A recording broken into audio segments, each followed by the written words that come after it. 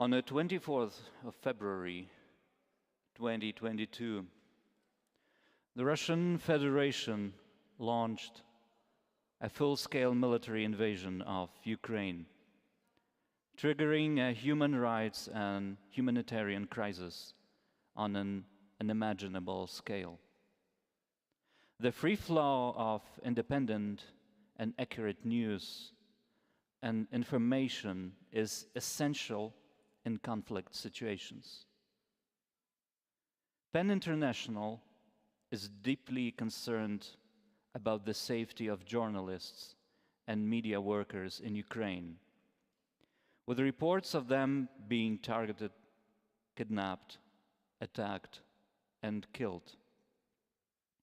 At least 39 Ukrainian and foreign journalists and media workers have been killed during the war. 8 of them have lost their lives while carrying out their professional duties. Yevhen Sakun, Brent Renault, Alexandra Kuvshinova, Pierre Zakrzewski, Oksana Baulina, Max Levin, Mantas Kvedaravičius, and Frédéric Leclerc-Imhoff. Journalists are considered civilians under international humanitarian law, and attacks to kill, wound, or abduct a journalist is a war crime. PEN International utterly condemns the threats to the lives and safety of journalists resulting from the invasion and calls for those responsible to be brought to justice. PEN International further condemns the violence unleashed by Russian forces against Ukraine and urges the Russian Federation to immediately end the war in Ukraine. I'm Ostap Slavinsky, PEN Ukraine.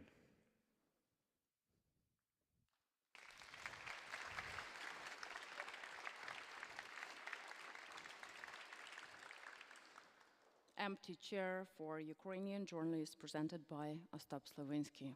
Thank you for that. My name is Olga Mucha and I am Congress Coordinator and Manager for PEN International. And my name is Hanna Nordell and I'm the Managing Director of Swedish PEN. And we are opening today's public session of our 88th Annual PEN International Congress, Power of Words. Happy to welcome you here. Something has changed in the way we talk to each other. You mean from yesterday? No, just joking. The tone is becoming harsher, threats and hatred dominate, and polarization makes it harder to come together in a meaningful conversation. I agree. Hate speech silences voices across the world, making it one of the fastest growing threats to freedom of expression today. What does this mean for democracy and political discourse? What does it do to all of us as citizens and writers? And most importantly, how can we meet the challenges it raises? Those are questions to ask our panelists for this first panel discussion. At the limits of freedom of expression, the problem of hate speech. And I would like to invite our dear panelists for today. I'm honored to call to the stage Dr. Siri Hustvedt, Salil Tripathi from PEN International, and Danson Kahyana from PEN Uganda. Please welcome.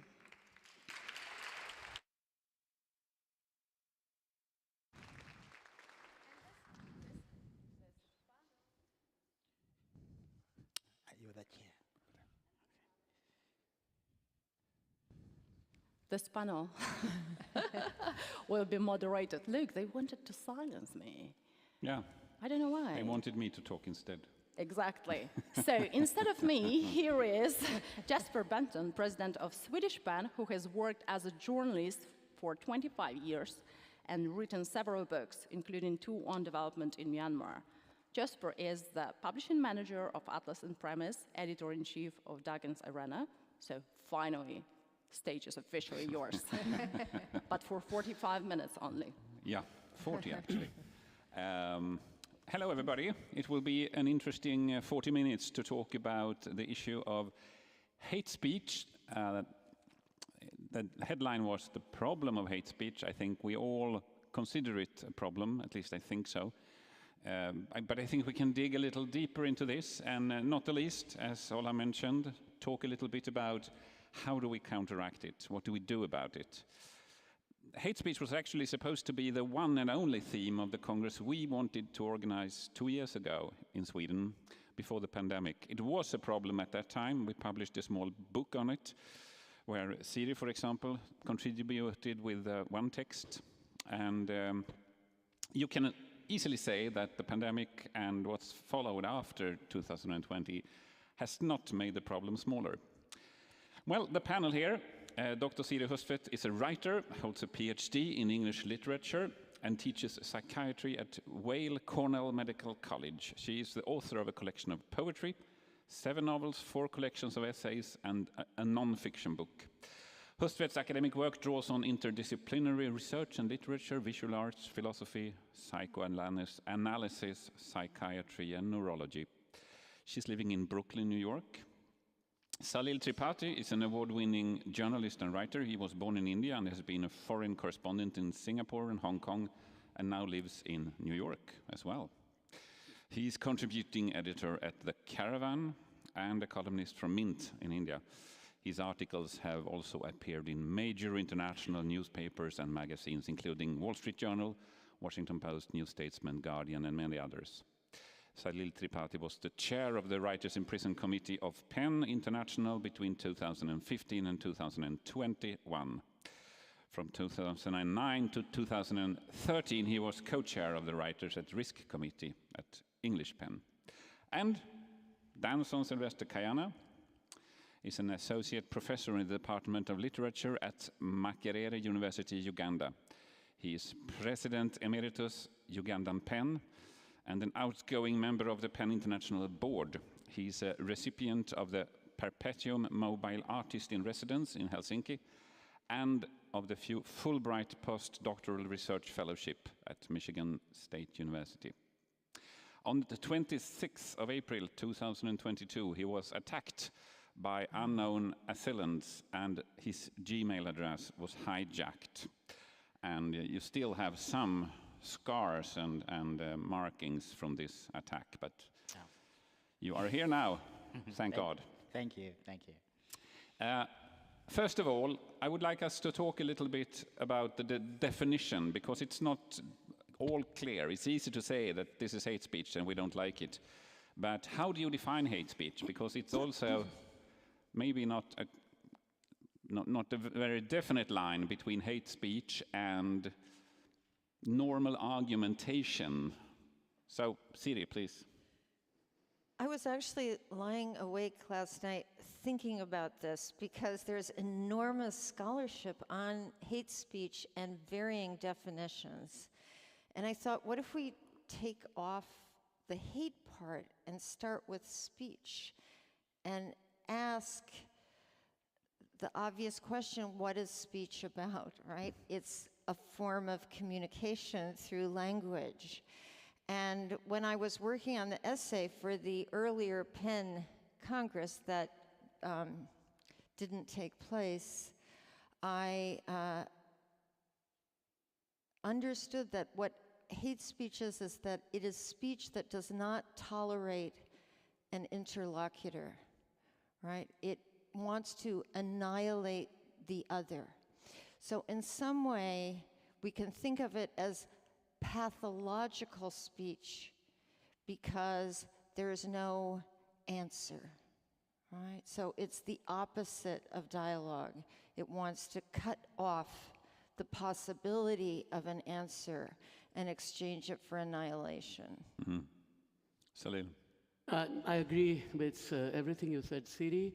What I would add is this, that when people understand hate speech differently from what it is meant to be. It is meant to be speech that incites hatred, but it is come to mean speech you hate. If I don't like what Danson says, I will say, oh, what you are doing is hate speech on me. No, he's arguing with me. He's challenging me. He's rebutting me. But I'm characterizing him still as someone who's indulging in hate speech. And this is how it's being characterized now. When people complain about posts they don't like, about arguments they don't like on Twitter or anywhere else, they say he or she is indulging in hate speech. And first of all, that's wrong. I think the other distinction we need to make is between hate speech and dangerous speech. And this is a distinction that is made by the American academic Susan Benesch through her Dangerous Speech project. And I think it draws on the Rabat principles, and I think it's worth bearing in mind what she goes into, because she characterizes it as hostile, strong speech, but with 4 or 5 characteristics. And give me a minute to describe what she means by that, who the speaker is. If someone outside right now says that these bunch of left-leaning liberal writers are meaningless and should be jailed, that is not hate speech. That's not dangerous speech either. That's a rant. What makes it dangerous is if the person making that remark is someone with authority, that person has an audience willing to listen. The message includes dehumanization, using words like termites and vermins. These kinds of terms have been used often by people in power, making the perpetrator, who's going to be the perpetrator, feel that he or she is a victim, and speak about purity and integrity and so on, and then to have the context. There is a history which is used to. And finally, the medium, that if that person is a sole speaker, Radio Rwanda is a classic example of that, and Milosevic at Ghazi Mestan, Medan, where he basically said that nobody will beat you. It was telling the people who would ultimately go and actually commit violence in Bosnia, telling them that nobody will beat you. Okay. So I think that's where we are. We have to work on his microphone, but I think we picked up everything now. Yeah. Okay, Danson. As my colleagues have said, it's very difficult to define, but it's one of those things that you notice when it happens. For example, when someone says you're cockroaches, dehumanizes you, thereby making your annihilation so easy or even so natural. And so hate speech feeds on prejudice, and the prejudice of a larger group of people. For example, in Uganda, we have many ethnic groups, and you hear statements like, that ethnic group is naturally a thief. Naturally, that ethnic group has the proclivity to steal or to plunder. And that is terrible, because then the whole ethnic group is branded. And what do you do with a thief in the Ugandan situation? You beat up the thief to death when you come across them. And that's what makes hate speech threatening and potentially death dealing. And that is really something that we should be very scared about. I have to ask you, have you personally been a target of hate speech? And if you want to say something about it, you can start, Danson.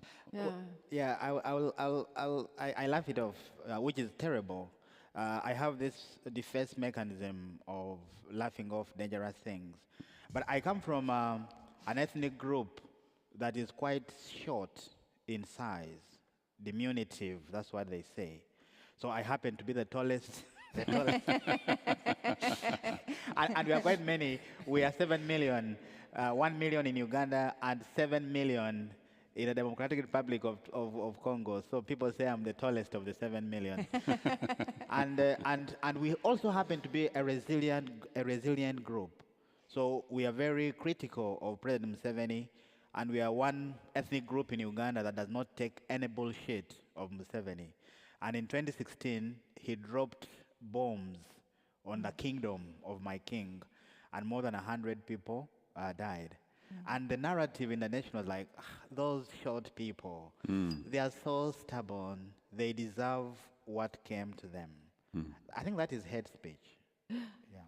Right. Salil. So, I mean, I've been... That's microphone. Yeah, I think I'll use this mic, yeah.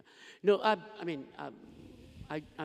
quite active on Twitter, and certain countries, Philippines, Turkey, and India are 3 countries where people who defend those governments hated what I was saying about their leaders during my time at WIPC.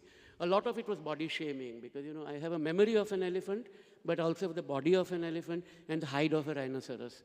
So to some extent, I was able to take it. It was not a problem. But there were at least 2 incidents where people threatened physical violence, and all I did was inform the police authorities in Britain at that time and left it at that. But I think it's a privilege in a sense. I mean, I've written a paper about women who face online harassment, and I can give a chapter with Joanna Cruz of Penn, Philippines, and Neha Dikshit in India, Rana Ayub in India, Kandil Baluch in Pakistan, Stella Nyanzi in Uganda. I mean, there are people after people I can mention who have heard tremendously insulting, humiliating hate speech. They're subject to that. Yes. See.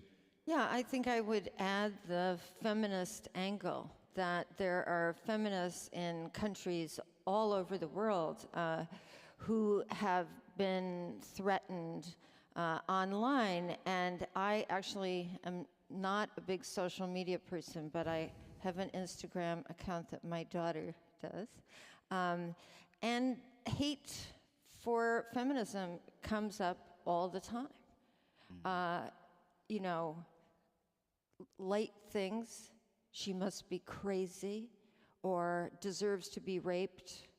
This is typical forms of hate speech to annihilate a woman's authority to speak.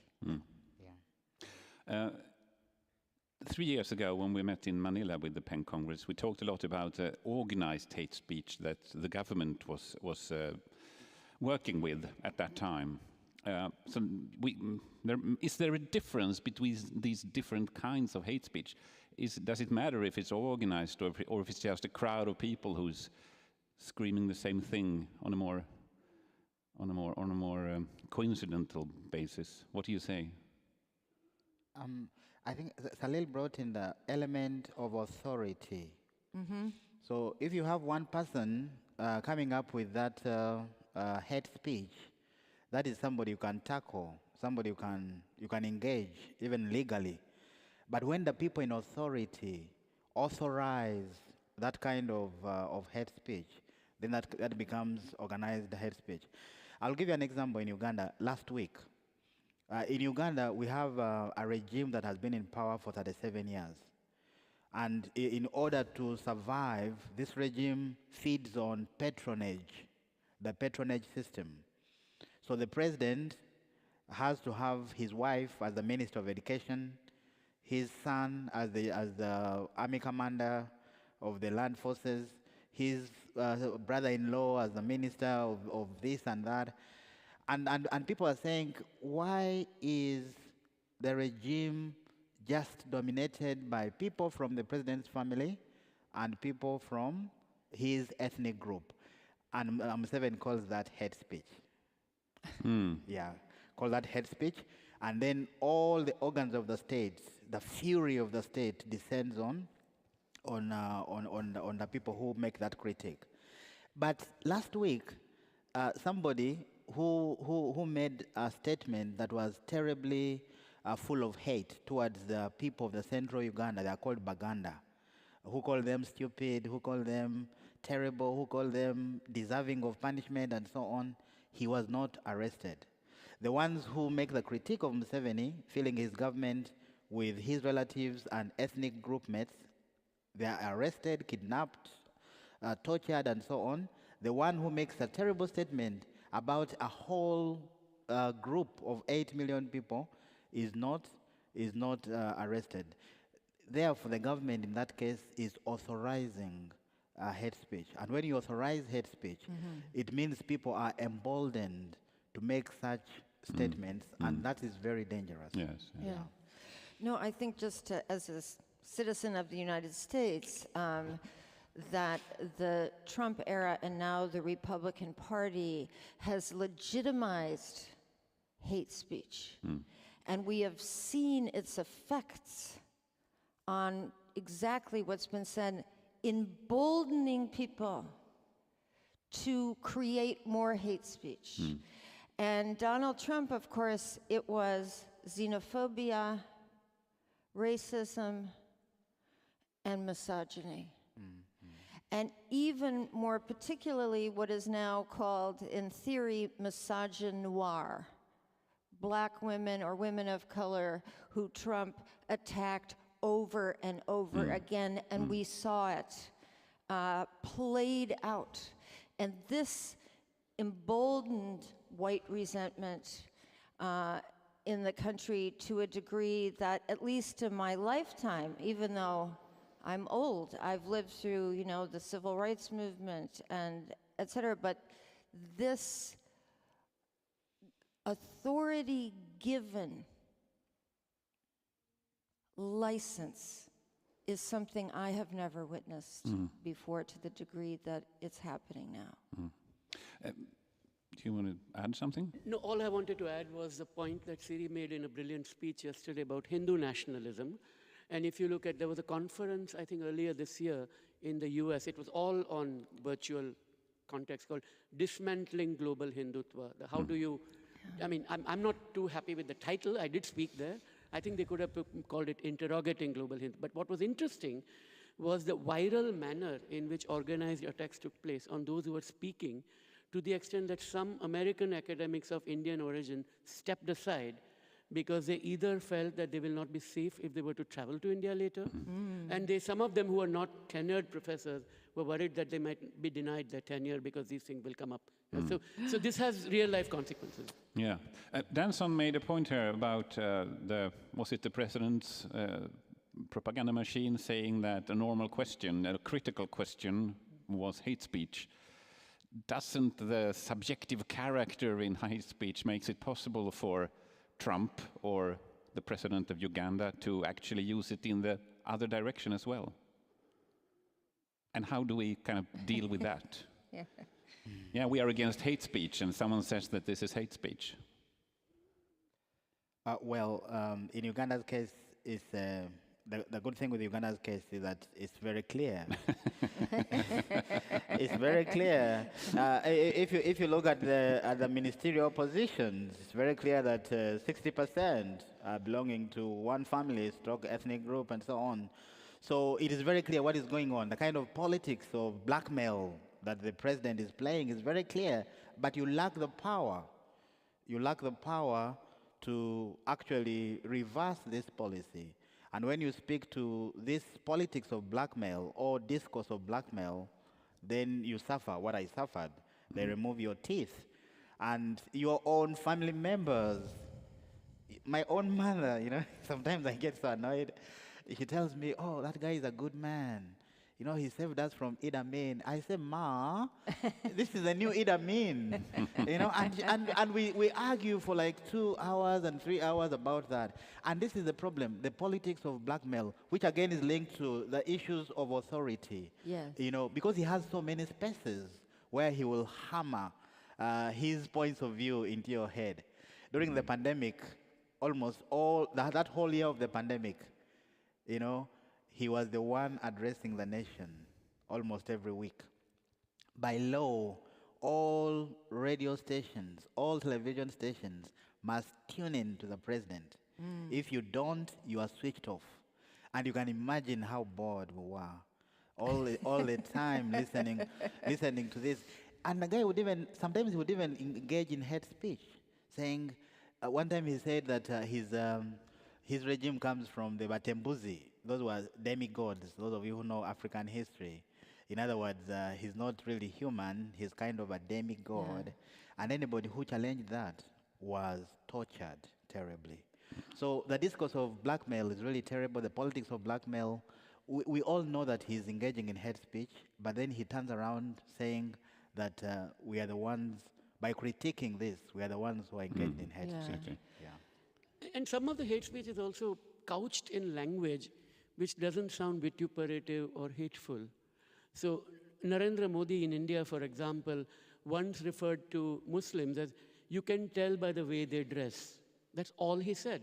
but that was enough as a coded message, the thing that Dangerous Speech Project talks about, coded message comes in. And the dehumanization, his own home minister referred to the Rohingya and Bangladeshi refugees in India, and they're all genuine refugees. Some of them may be economic migrants, but a lot of them are, facing persecution there. The word he used for them was termites. You use a cockroach, which was a famous phrase which was used in Rwanda. Yeah. In India, the word used was termites. So I think this kind of dehumanization, which sounds very euphemistic at one level, but actually has fairly sinister connotations. Yeah, no, I think it's another thing, this is actually out of Rwanda, we've been returning to this, is accusation in a mirror, right? So you accuse the other of doing exactly what you're doing yourself. And we saw this with Trump, and we see this with the Republicans now, that you will call someone a racist, right? A black person who's been the object of hatred, then it's turned around and you say that racist district attorney, that racist representative. And that's another example of what you were saying, which is that it doesn't necessarily sound horrible, but the context is grotesque, and it's a form of projection.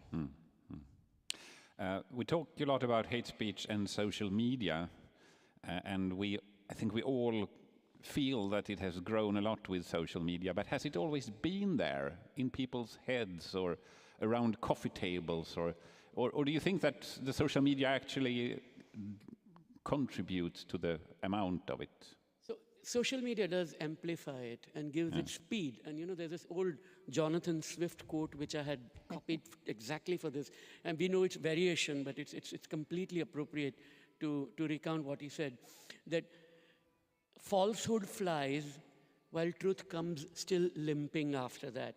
And we are deceived by that. We think of a jest and we think of a repartee which comes so late that by the time the physician finds the medicine, the patient is already dead. And I think this is what Swift was writing a couple of centuries ago. And I think that remains the case, that the speed with which it goes out, the amplification it receives, and the spread, the sheer spread of where it goes, that's what makes it different. I think in the past, there were certain things you didn't say because you said things among people you knew. Internet gives this false sense of anonymity because you think you said it, you feel it does come back and haunt you, and if we have time, we can talk about that later. But it does give you this false sense of security. I've said it, nobody will know because my face is like an egg on the internet, and nobody can find out. No, Twitter, seriously, there are these little egg-like icons that come up. Yeah, so that's how I will appear, and my name will be ABC45678, and who will find out? People do. Yeah, maybe I'll just add something very small. That I think before social media, we had a culture of interlocution. Somehow the coffee table that you just mentioned, suggests people eating together, dialoguing, maybe disagreeing. There was some kind of etiquette of dialogue, if you like. But with the social media, you are alone, sometimes yawning, bored, and so on, and you just quickly, and it goes. The coffee table, those 4 or 5 people you're with, they are listening to you. They're saying, supposing there is this other side to the question. Are you sure? Are you sure? And by asking those very seemingly innocent questions, you are also checking yourself, maybe I'm wrong. Maybe I'm wrong. Maybe I'm wrong. And so the idea of a coffee table is really a very beautiful metaphor. Social media does not work like that. No. It works like instant noodles. You're always right in social media, yeah. But I think it's important to frame it to the scapegoat mechanism has been at work in cultures over and over again. We see these repetitions. The medieval plagues were blamed on the Jews. And Pope Clement issued, I think, 2 papal bulls to say, no, the Jews didn't do it. So we see this happening over and over again, and it's not limited to a single culture, that the other becomes the place where you can project and deposit internal malaise. and there are just so many instances of this across historical time. I agree completely that the speed of social media and also the possibility of the coffee table exchange is not facilitated by this form, right? And it's contemporary. Just to give two examples, in Kenya, one politician actually asked people to stone Chinese tourists because they brought COVID to the world. And in India, again, the government had a campaign, the government-run television, government-supporting television channel, sorry, I should say it accurately. Government-supporting television channel had a campaign that the Tablighi Muslims were responsible for spreading COVID, which was simply not the case. Okay, now to the tricky issue of the way forward. Always the hardest thing to talk about. Analyzing it easier. It's easier. So what do you think? What should we do about this? What can we do as writers, as pen activists? What can society more in general do? Would you want to start, Danson? You have all the answers. No, not really. Actually, every question you ask is very challenging. So if you think I have all the answers, that's very flattering. But I would like to remember Professor Siri's paper yesterday, where basically she talked about Bakhtin and and this notion of polyphony, heteroglossia, and so on. That the idea of dialogue is that Bakhtin says every discourse anticipates an answer. And that's the problem. These days, people don't anticipate an answer. So when the Prime Minister of Italy gives a speech and everybody's like, that's the end. She does not anticipate an answer. And if the answer comes, then they will say you are the problem. So I think we should really work hard to insist that dialogue, the word dialogue carries within itself the possibility, not even just the possibility, the expectation of an answer. And therefore, nobody, whether you're a president of the US or the president of hell and so on, nobody should have the monopoly of the word. We must insist that, that's why even in our families, I come from Africa where the family structure is still mostly patriarchal. And when you kneel down and you ask your child who is crying, what is the problem? People say, what kind of man is this? What kind of father is this? But we must really consider a response as a blessing. We must not have this, I know it all, that what I have said is the last word. There must never be a last word. Even the Bible must not be the last word. We must be able to interrogate the Bible and find alternative ways of interpreting it. And I think we must denounce hate speakers, even when they are our friends, when they are one of us. And when there's legal address against them, we must not allow them to say this was freedom of speech. We must always insist on enlightening ourselves on the distinction between freedom of speech and hate speech. Yeah, I mean, Salman Rushdie often said, right, that the opposition of faith is the word doubt. And we have to doubt and we have to question. I do want to end slightly optimistically here. I want to talk about 4 or 5 initiatives around the world which are trying to deal with this. And because let's not talk about banning hate speech, because be prepared what you wish for, you might get it.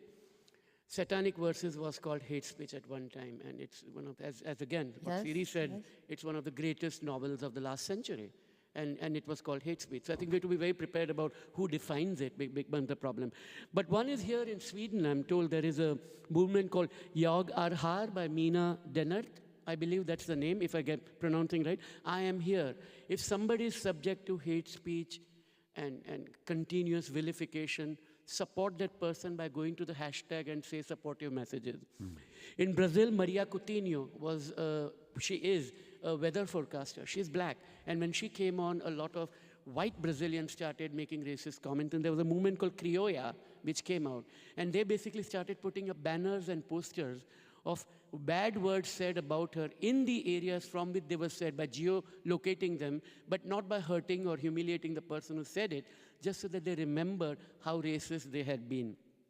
Yes, you are racist. Logan Smith's initiative after the Charlottesville incidents, which is that just put the picture of the person who was responsible for it and communally, in a way, shame that person. There's a site called Trollbuster. In Myanmar, Burma, there is something called Panzagar movement, that, when people are saying nasty things about the Rohingyas, other people from Myanmar and those who are not Rohingya started speaking out against it. There are things like block bots, which allow you to block out not only one hateful message, but all of them which come from bots. So technologically things are happening. Again, we are still tying our shoelaces, and the truth is wearing Nikes or Air Balance or something like that and far ahead of us. But we have to keep trying that and challenge hate speech, which counter speech. Again, to quote Rushdie at the end, if you don't like a book, shut it. Write another book, write a better book. Yeah. Thank you. Respond. Yeah. No, I think, just another quote from Bakhtin, every word is half someone else's. I think this is very beautiful. And collective action, which I think is what we're talking about, collective action, such as PEN International, to counter but not censor, right? And I think we have to remember, and I said this in the talk yesterday, that especially right-wing forces scream free speech and ban books. One hand is yelling free speech and the other is banning books.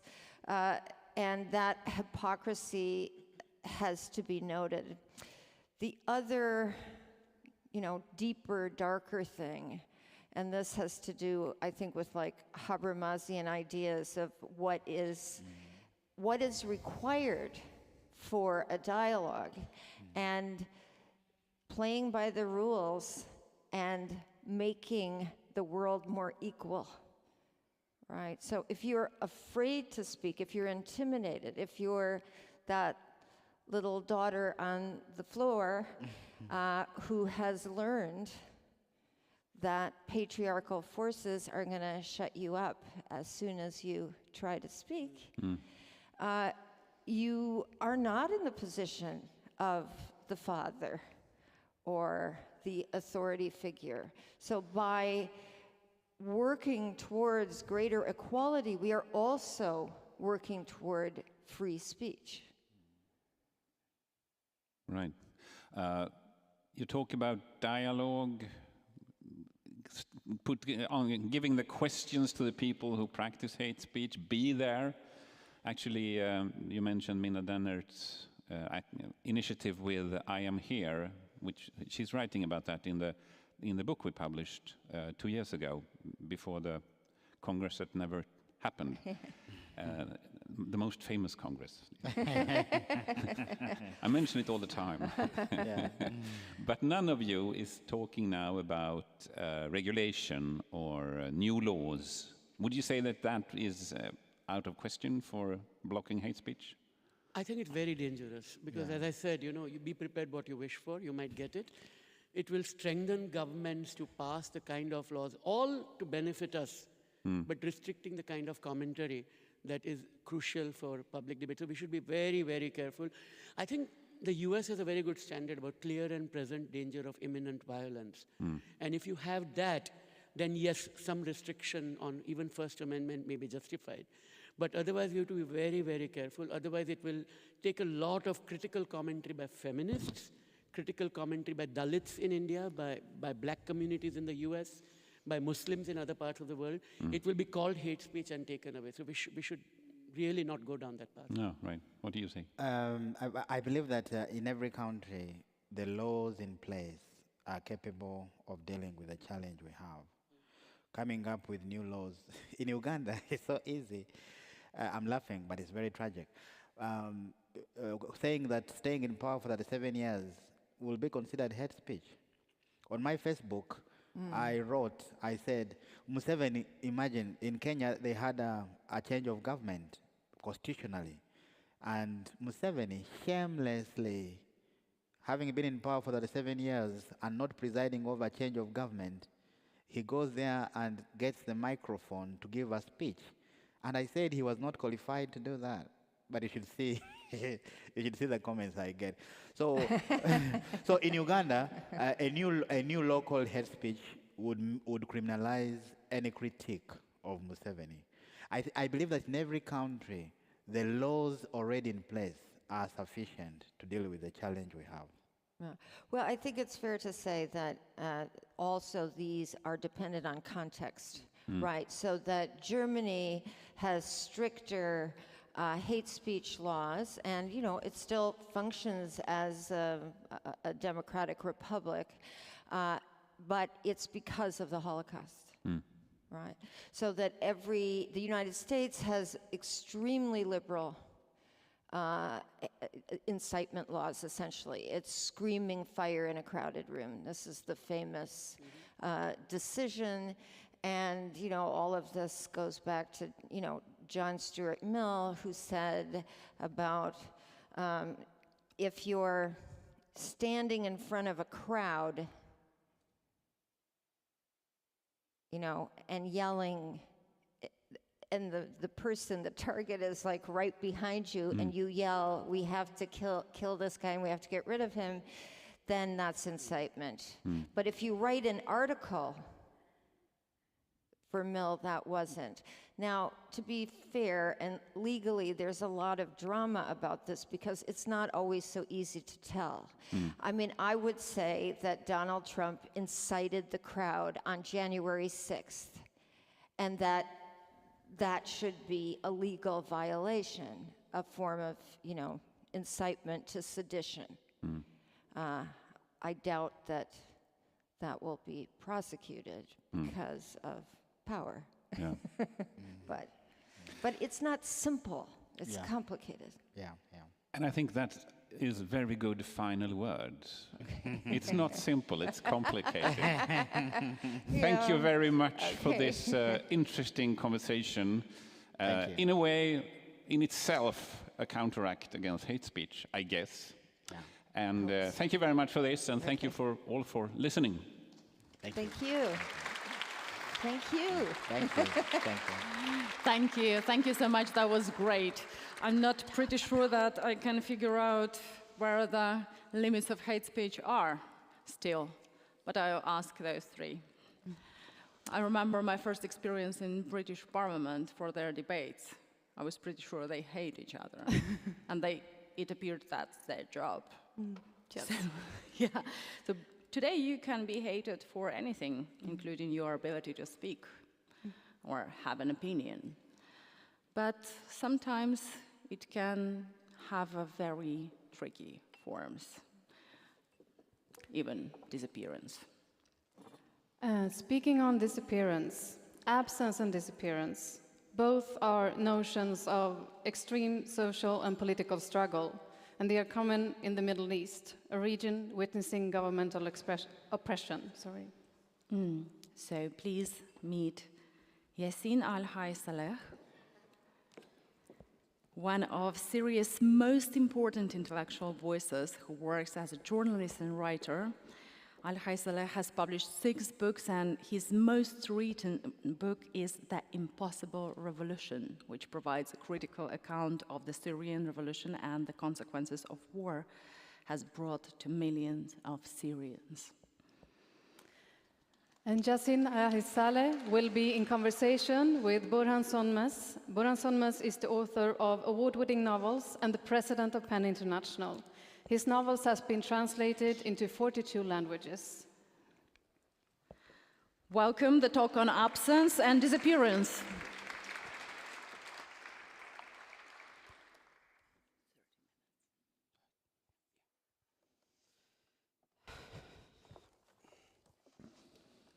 Thank you very much.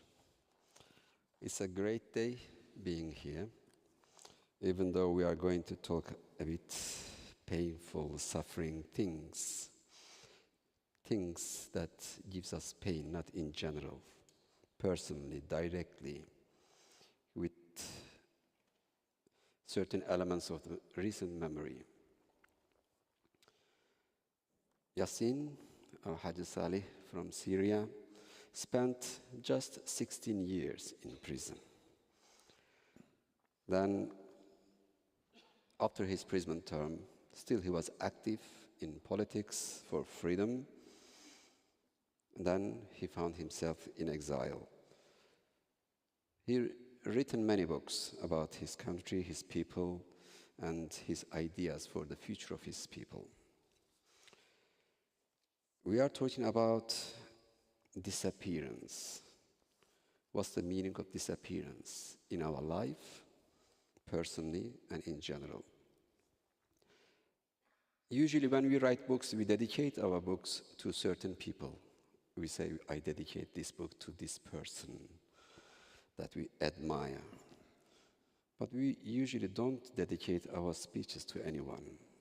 If you don't mind, I'd like to dedicate this talk with Yassin to two friends of mine who disappeared in Turkey, one 31 years ago, the other one 30 years ago. They were both university friends. We were young. They were kidnapped by police. Since then, we haven't heard anything. Of course, we organize so many things for their safety, for their well-being. One is Hussein Toraman, my friend, still is missing. The other one is, this is for my wife, my wife's best friend at school when she was 17 years old, Ayhan Efeoğlu, and that was the first time when my wife was arrested and tortured. I'm telling this, actually, just to make this heavy thing a bit lighter for Yassin. Yassin, let's start from that point and over it. You lost your beloved ones. When I say lost, the word lost means disappeared, but you haven't heard from them for 9 years. Yeah, it is almost 9 years. Well, it is always heavy and difficult for me to talk about this. So Samira was, my wife was was before political prisoner for 4 years. She was active as a communist like me. I was actually a member in another party. So with the 3 other friends, Razan Zaitouna, who's a lawyer, human rights activist, and a very good writer. And with Wa'al Hamada, Razan's husband, and Nadab Hamadi, who's a poet and human rights activist, where they were abducted in Douma and Eastern Ghouta on December 9, 2013. So in 2 months, a bit more than 2 months, it will be 9 years. And it is a part of a huge, actually, and tragic struggle on the country.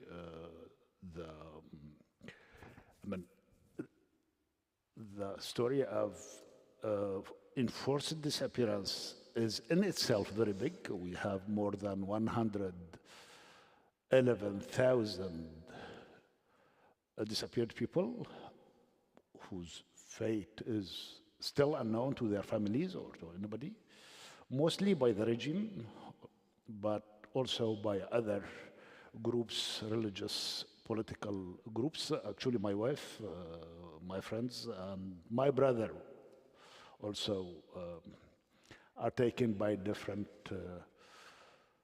of these religious political groups, and it is part of the huge Syrian struggle that's been going for 11 years and a half now. The human toll is at least 500,000 of casualties, and 7 million, which is close to 30% of the population displaced externally. More than half of them are in Turkey, and they are being racialized more and more, discriminated against, and even attacked and killed. In Lebanon and Jordan and Germany. Germany is only the 3rd country for Syrian exiles.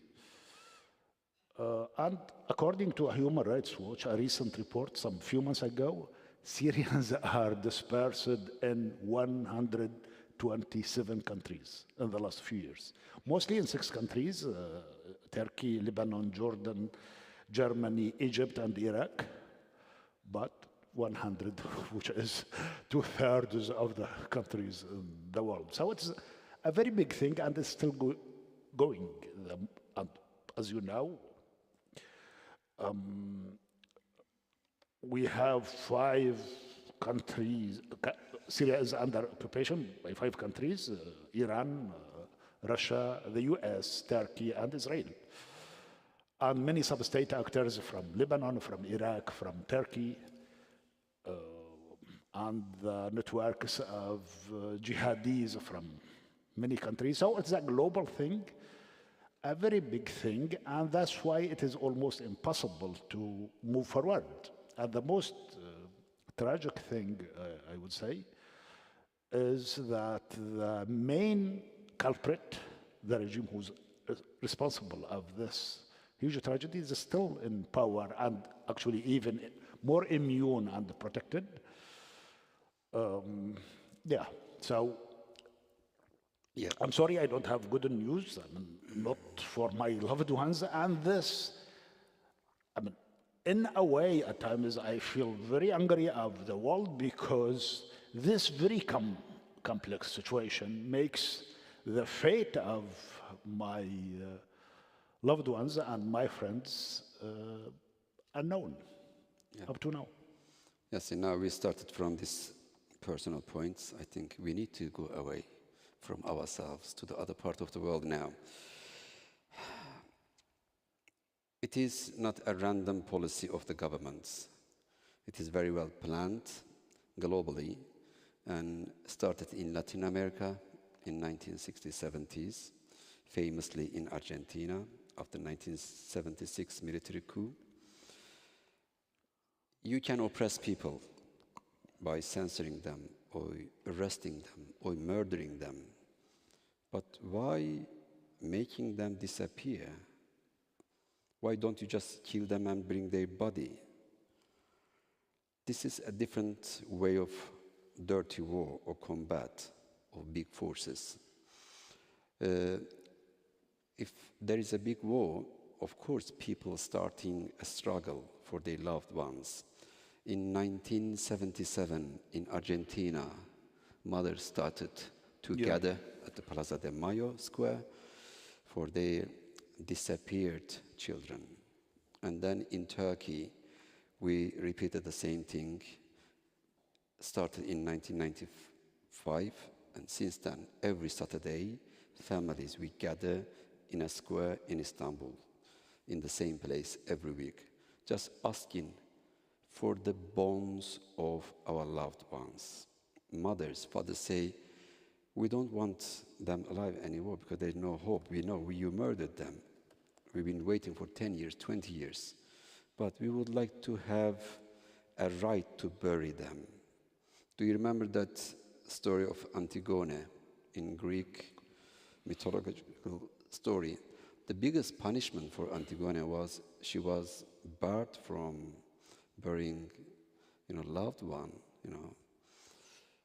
Today, we are fighting, for the right of our dead loved ones. And it's everywhere, not only in places who experience military coup. Now it's in Syria, in Ukraine, in Palestine, all around the world. I think when they practice this dirty way of, oppressing people, they don't target those certain people because they already murdered them, but they hide them. By hiding them, they also target us. They target you, me, all together, the whole community. They spread the fear first. I think the idea behind this is that they have problem with our existence.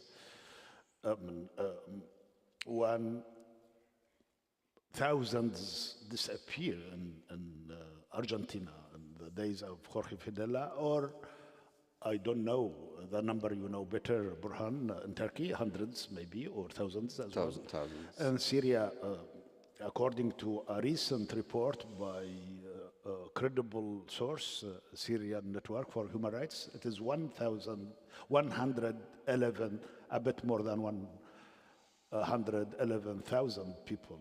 So this means that they have a problem with the whole population. This is not for the disappeared. This is for the whole population to be afraid. It is like when I was in jail, we have levels of jails in Syria. So one of the jails was like enforced disappearance. Fortunately, I spent only 1 year in that jail, and my family didn't know where I was in that year. It was my 16th year in jail. So the meaning behind this is that they have problem with the very existence of those who may have a different opinion or different idea about politics, about life, and one of it is most tragic effects is they deny us mourning. Actually, this is what I've been struggling with all the time. When you have the body of your killed ones, the dear ones that were killed, you bury them, and there's a social ceremony that helps you to do mourning in a way that helps you to leave the tragedy in the past and to move forward. When you don't have this, you are denied mourning. And this means that you live with it all the time. It is as if it has just happened, and the mourning is always deferred to. So your life is a continuous mourning in this way. And I cannot imagine how the mothers deal with this. For me, I am a writer and I can struggle with words, I express myself, I always keep writing about these issues, but it is unimaginable for me. It is impossible to imagine how mothers can deal with the absence of the bodies of their beloved ones. Yeah. I wrote a novel about this. Istanbul. And usually you put quotes in the beginning of the books. In that book, I put a quote at the end of the book by middle-aged Persian mystic poet Hallaj al-Mansur. No. He says, "The hell is not where you suffer. The hell is where nobody hears you suffer." This is the world. We make it sure that everybody knows in this world there are people, they hear everything. We would like to make it sure, not only to our loved ones, also to the authorities. We are here, we are, hearing everything, okay? People are suffering in Syria, in Turkey, all around the world now. And we have to give this sense. If there is a tradition of oppression, we have to prove that also, that tradition of resistance also here, and it will carry on. I'd like to ask you about the title of this talk, Absence and Disappearance. Do we have right of absence? As writers, I would like actually to be absent. At times I jokingly tell my friends that my wife was enforcedly disappeared, and I want to be voluntarily disappeared. It is, as writers, we are always there with our words. They represent us, but for me, because there's a failure of representation, because the experience of enforced disappearance is unrepresentable, because of the denial of mourning, because you don't know the fate of the disappeared people, when the representer failed to represent, fails to represent, maybe he should disappear himself in a way. I'm not disappearing yet. I am writing. I'm still active. But yeah, this is part of, this doesn't disappear from my mind, to be honest. I mean, I'm still, I think the right thing to do in relation to the experience of forced disappearance is to struggle with this unrepresentability of it.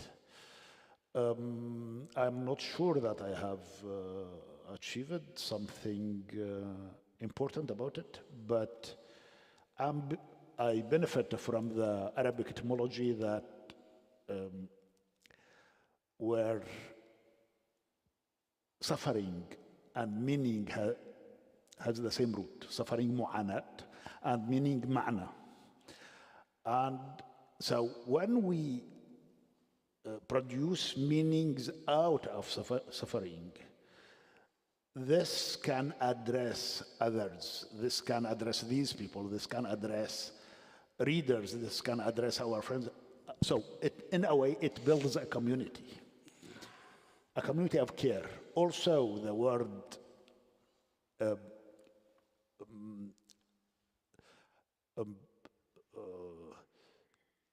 so mu'anat, ma'na, and inaya, the word care in Arabic is from the same root. So through inaya, through care, through ma'na and inaya, through care and meaning, we help each other to overcome the suffering, which is just growing bigger everywhere in the world now. I think it was one of the first jobs that the science of sociology adopted. They tried to find answer to the question, what is a nation is? Mostly they tried to define it. They said, okay, a nation means that a group of people speak same language, or they share the same history, or the same land. I like Iranian socialist theologue Ali Shariati. Once he said, a nation is a group who gone through the same suffering, because they know the meaning of the suffering and the meaning of the hope coming out of that suffering.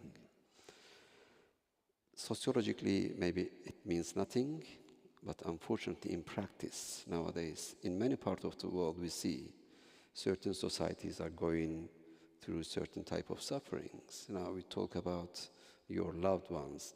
Let name certain, we should know certain people. One of the recent disappearances just happened a few months ago in Rwanda. A young poet, Innocent Bahati, was kidnapped. Since then, he's not with us. Of course, we've been trying to do our best for his and her and others' safety. But unfortunately, I don't think that we will be able to stop this policy in the near future, because they will keep using this against everyone. It's a very useful policy. Just any information for you. Finally, United Nations approved a decision to declare 21st December as the Day of Victims of Enforced Disappearances.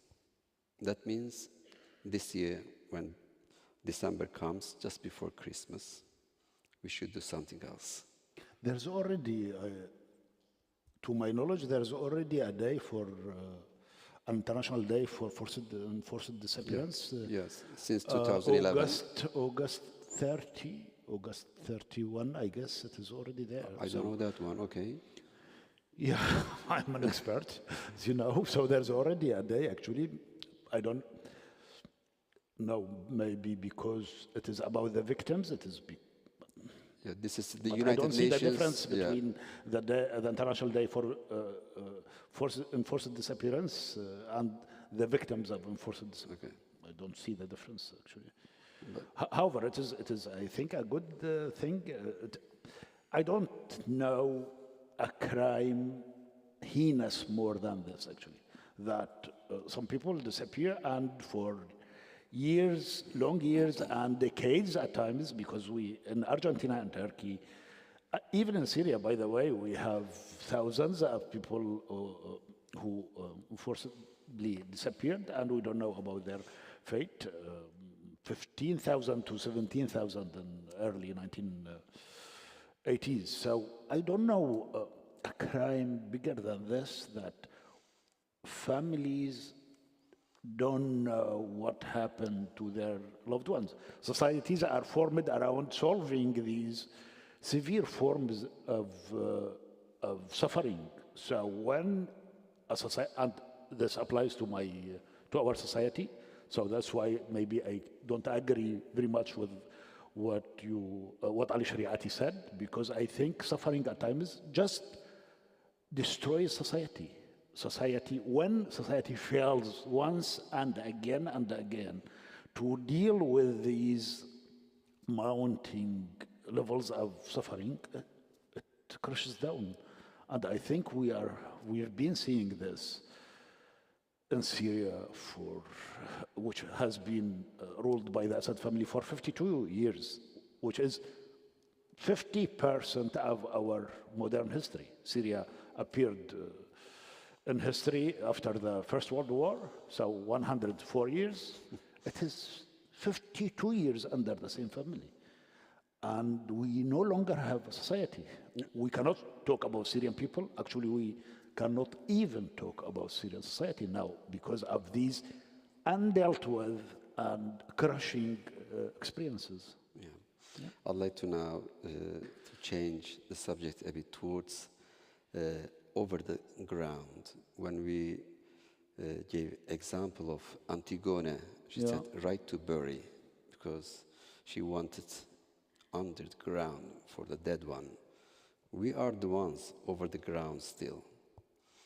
But you are not on your own ground. You are not at home. You are in exile. Being in exile is a way of disappearance, enforced disappearance.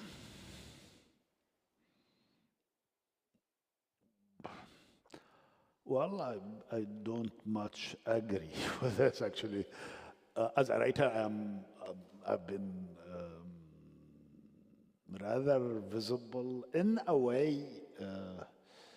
Of course, I have the survivor's guilt, like anybody. It was expressed in a very nice way by a young Syrian writer. The survivor guilt, he said, stricken with safety. I am stricken with safety. So with the survivor guilt, and in a way, I don't like what I am about to say. In that way, I became visible because of what happened to me rather than as a writer, as what I've done. And of course, I don't like this visibility. So it is in this dilemma. You don't know how to deal with the loss itself, with the survivor's guilt, and it is like a scandal, actually. I feel it, I'm sorry to say, it is like a scandal, sort of vulgar presence, because every day you wake up, or you wake up at the midnight, to think that whatever you've done, it is still the same. It has no effect whatsoever on the fate of your loved one, your friends, your country, and the world. So, yeah, that's why maybe voluntary disappearance can be an option. Okay, an exile. I have a question. Where would you like to die? Would you say, I can die anywhere, or I'd like to die where I was born, or where I lived as a young man, or anywhere else.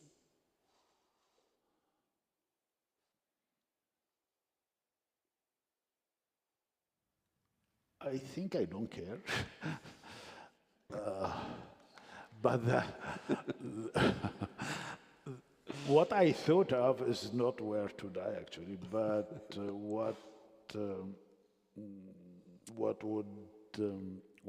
I would like to happen to my body. I don't want to be buried, maybe cremated, and if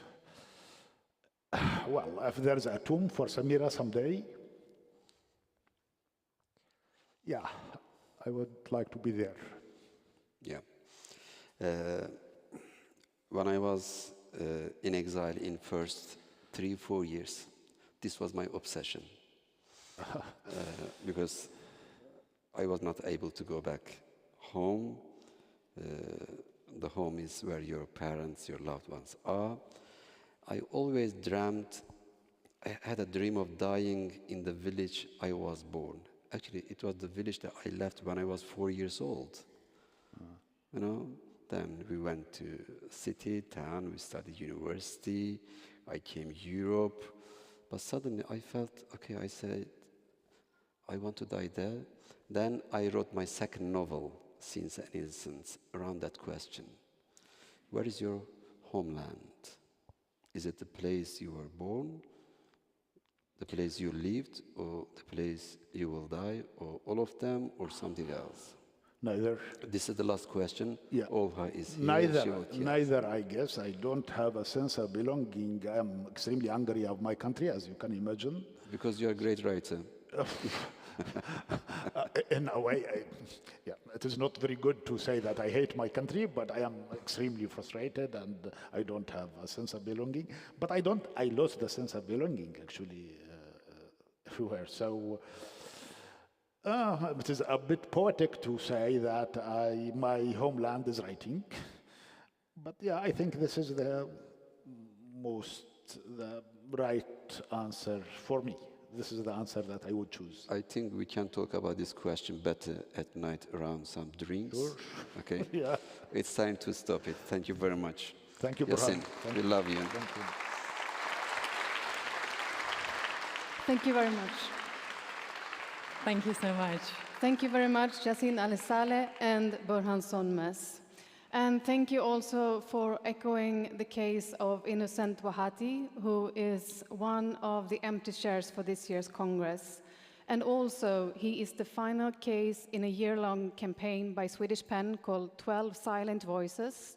And when you go after this program, you will see a poster of this campaign outside in the hallway, and you can read a little bit about him, and also send an appeal to the authorities for him to be found again.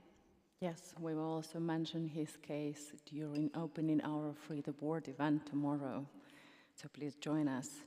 But referring to the case, art and culture are frequently the first casualties of war, and it's kind of impossible to figure out how much of art heritage we lost, or things simply never happened because of the war or ongoing conflict. Yeah, and it's often the least prioritized when states transition from conflict. But what is the role of the writer and literature in safeguarding culture and rebuilding culture capital? I think this is a challenge for us, yes, to find the answer. How can PAN use literature to promote greater understanding and tolerance? And how can we help in promoting this understanding of people that have lived in historical periods or historical conflict or ongoing war? And we are going to discuss this in a while with Andrei Kurkov, PAN Ukraine, please welcome. Pan Andrew. Haidar Hamzos from PAN Iraq.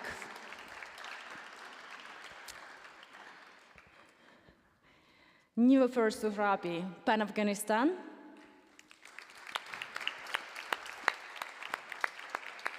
and Andrea Lesic, Pan-Bosnian. And this will be moderated by Herman Rojas, poet and president of PEN Chile. His work has been published in countries such as France, Honduras, and Puerto Rico. Rojas worked for 40 years at the UN, and he is now the president-elect of the Writers for Peace Committee. Warmly welcome. Thank you.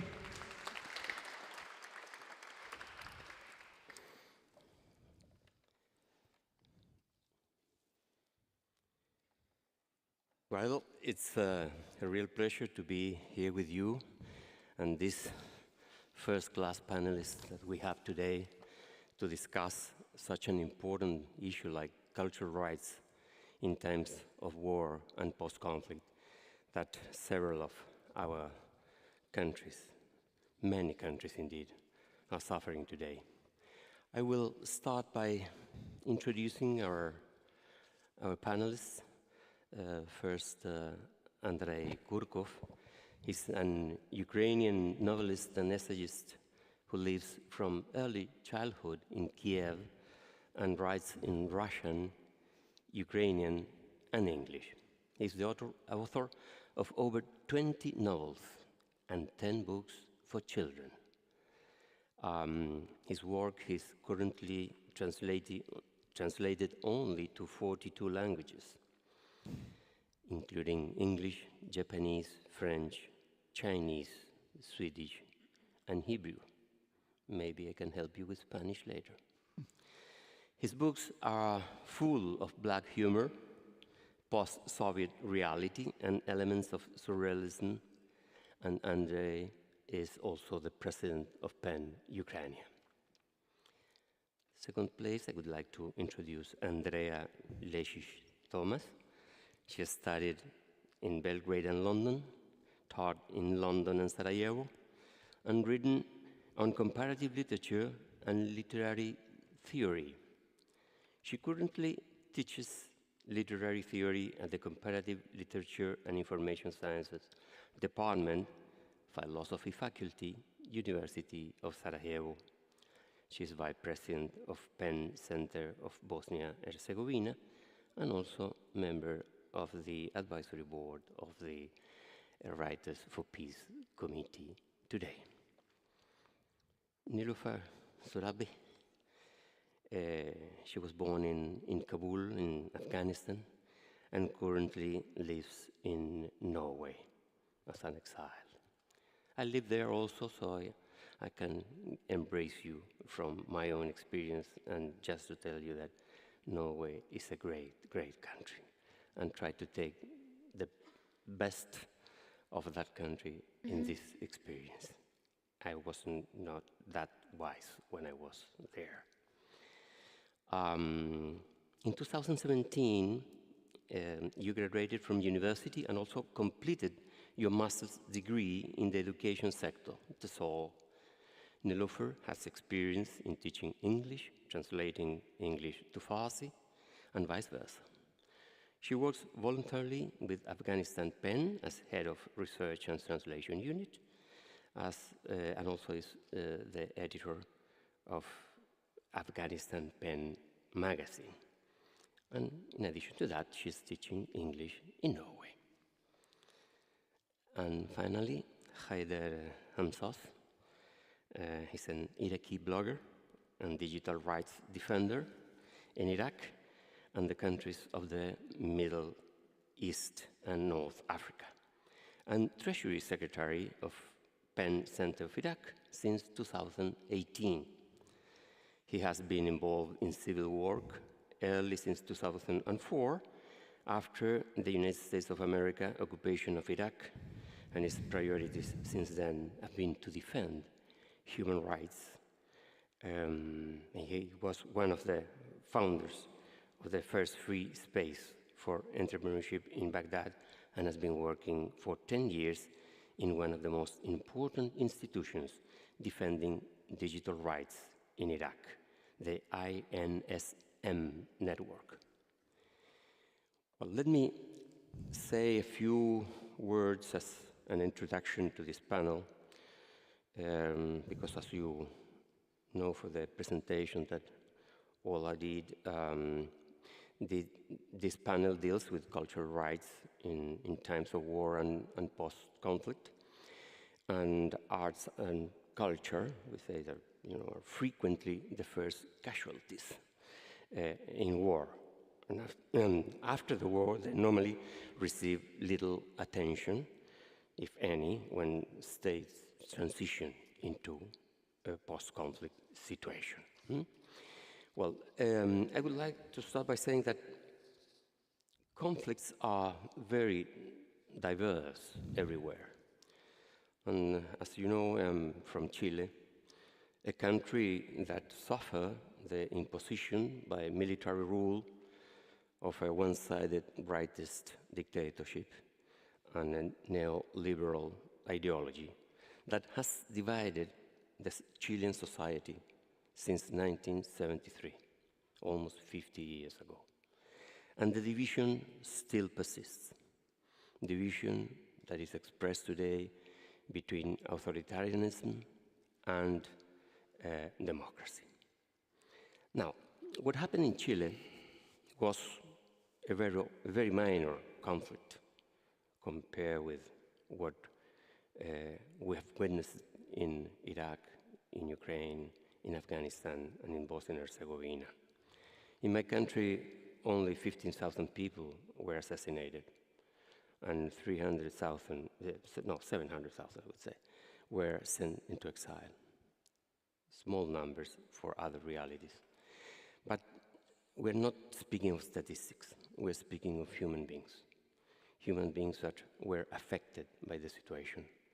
And it was really, we're even facing a new situation of our own culture, and I assume that this is something it's also affecting your countries. So in this context, I would like to ask you two things. One is to reflect or to ponder what has happened in your countries and how the conflict is affecting your societies. That is a reflection on the present.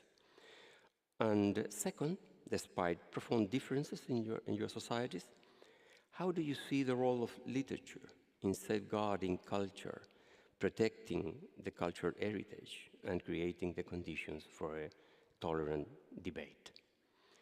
Well, you will have 7 to 8 minutes each, and we will start now with Andrei to the first kick in this conversation. Please, Andrei. Well, I hoped that ladies are always first, but the topic is not so soft and not so easy to talk about. Ukraine suffered a lot in the Soviet time in the cultural sense when real Ukrainian culture was suppressed. And I want to mention that the latest Ukrainian poet to die because of his poetry in the Soviet Union in camp in prison was Vasil Stus in 1985. That late. He was from Donetsk. He wrote in Ukrainian. He graduated from Ukrainian Donetsk University, State University. And after Ukraine became independent, with lots of problems and opposition, a plaque was put at the entrance of the university where he studied. Once Donetsk was taken over by separatists and Russians, this plaque was destroyed. And this is, I think, the typical attitude to everything Ukrainian from the side of Russian Empire or Soviet Empire. Ukrainian writers never wanted to be Soviets, and those who became Soviets, they were immediately cancelled in 1991. I think actually to cancel the culture, we can actually say that sometimes actually it happens in a positive sense. Ideologically correct pro-communist literature nobody read was not needed in New Ukraine. And so, I mean, these people were forgotten, and the people who died because they were trying to recreate, reconstruct, restart Ukrainian culture, they are remembered, but most of them had tragical destinies. I mean, the whole generation of Ukrainian writers, poets, playwrights, theater directors, they were first given carte blanche in 1920s to create Ukrainian literature, and then because of this they were all arrested and they were sent to camps, Sandarmoch and other camps, and most of them died. So actually Ukraine lost the whole literature, and Ukraine lost 50 years of development of its own culture. What we have now, I mean, one of the first victims of this war was a Ukrainian translator from ancient Greek who translated Aristotle into Ukrainian, and Alexander Kisluk, he was killed in Bucha in front of his house. I don't know the reason why. I mean, I don't know if the soldier who killed him knew that he was killing the translator, but I mean, the Russian army doesn't care what they kill, and the Russian artillery doesn't care what they destroy.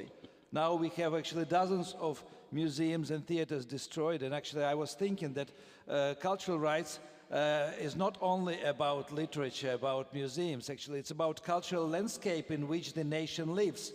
Because when somebody comes and actually paints the name of your town in concrete letters, paints with the flag of other country, it means actually your cultural landscape is already destroyed. You are told that you are not at home. And I mean, sitting here, I cannot ignore the thoughts that actually about what happened in Mariupol with the theater, where people, I mean, this is like a theater, and people were hiding there from the bombing. I mean, theater was in Mariupol the center of cultural life. And in one moment, in spite of the big letters, children, written on both sides on asphalt of this theater, the pilots of Russian bombers dropped bombs and destroyed actually the Ukrainians, the cultural symbol of their city. And in a way, actually, I mean, they tried to erase anything Ukrainian in Mariupol by doing this. Yeah, right. So, I mean, literature is important, will be important, but during the war it is rarely read and rarely written. I mean, people are writing during the war almost in hiding. I mean, they hide inside themselves. They write diaries, essays. Poetry is surviving. I mean, poetry is the remedy for a poet and for the readers. But fiction will be written about this war after the war is over. And fiction will actually keep the memory of the war. And it will be done probably over 100 years, because one of the best novels about the First World War was written only 100 years after the war by Pierre Lemaitre in France, Goodbye Those in the Heaven. I don't remember the exact title in English, but I mean, Ukrainian writers and Ukrainian intellectuals are doing a lot, documenting everything what is happening and documenting about everything what is lost. And we lost not only artifacts from the museums which were stolen by Russia, from Melitopol Museum, the gold of Scythian gold, Kuinji paintings from Melitopol, Kuinji Museum, etc. I mean, the destroyed museum of Maria Primachenko, the naive artist from near Kiev, and Grigory Skovoroda, the best philosopher and the most interested figure in the history of Ukrainian philosophy and literature. I mean, lots of things are burned down, and they cannot be probably returned because some of them were not digitalized. So, I mean, here the literature will have a task to replace real with fantasy, with reconstruction, with work of imagination. And it's still better than nothing. It's better than the black hole where something was shown to the Ukrainian people. So Ukrainian writers have to do a lot. And I mean, they are now involved in other things. I mean, they are fighting on the front. They are collecting money, raising money actually to buy not weapons, but for example, pickup trucks, and to take them all pickup trucks from Europe to the front lines. And it is done by many writers, actually. Famous Ukrainian writer Sergei Zhadan is doing this, Andrei Lyubka and many others. Ukrainian writers are also helping other writers who are refugees, but they are also involved in all kinds of humanitarian actions. And actually, when the need for these actions is over, they will go back to their computers. And I want to maybe to finish with one thing. Next to Bucha, not far away from Bucha, there is a village, Borodyanka, which is a town now. I remember it was a village, where Russians came, actually, I think on the third day of the war, and they killed a lot of young people and didn't allow the locals to remove the bodies from this town. But what they did also, in the center of Borodyanka, there is a monument to national Ukrainian poet Taras Shevchenko. And somebody was shooting from Kalashnikov into Shevchenko's head, and this monument with holes, bullet holes in the head. I mean, they probably are making or creating the best image, the best explanation of attitude of Russia towards Ukrainian history, Ukrainian culture, Ukrainian literature, and Ukrainian identity. Thank you.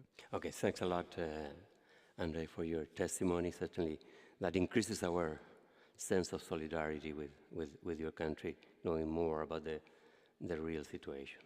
Now I would like to ask Niloufer to intervene, and you told me that this was the first time you were speaking, but please feel free to speak and to think that and feel that this is your family, these are your friends. Thank you very much. I'm so happy and glad to be here and to talk here, although this is my first time. I'm so much glad. In particular, so while we want to talk about Afghanistan, I came from a country where girls are not allowed to go to school nowadays. And this is very much difficult. We are suffering still in Afghanistan. We are not in a post-conflict situation. Still we are suffering. We are enduring conflict situation.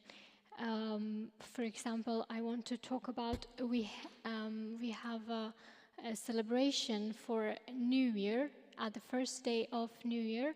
It's called Nowruz, but unfortunately, this year people were forbidden to celebrate this celebration day because it was a cultural celebration and it was against the rule of the government that now we are having in Afghanistan. And this is the thing that shows we are facing difficulties in social acceptance and mutual respect between the government and the people. They are not respecting the culture that in Afghanistan we have. So if we don't have cultural acceptance, then it's very much difficult for the people to live there. I don't want to talk very much about my own experience. I just want to call it as a trauma. And when you are traumatized, you don't want to talk personally about that. But I want to talk in general about Afghanistan and what is happening in Afghanistan. Cultural rights are human rights. They are the most significant components in one's life. But everyone has the right to participate in their culture of selection, to perform their cultural activities without being discriminated, with full dignity and equality, which is unfortunately not existed in Afghanistan now. And this is a very huge problem now. And also, how can pen centers help in this situation? If I precisely talk about Afghanistan, this is very much difficult. We are facing now there is non-existence of freedom of speech and also censorship in literature and freedom of speech. We are facing a lot of problems, but by designing and organizing different activities, such as, for example, literary events, cultural events, literary criticism, and also in order to change the people's mindset, because literature is the thing that can change people's mindsets, alter them into the best version of them, because while they study literature and literary books, so that is the time that they can accept different people, different ideas, because we are not the same. For example, how I see this glass is different from the perspective of yours. We don't have the same perspectives.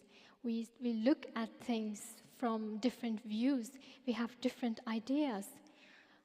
Nobody is allowed to force their ideas on others, which is now happening in Afghanistan, and it's not acceptable. And this is the biggest problem. But when people study literature and they understand that we are living in a diverse world, we have to accept diversity, we have to accept different cultures, we have to accept, we have to have social acceptance. When they understand that they can live better. For example, if we compare European countries, for example, I want to compare this with Afghanistan.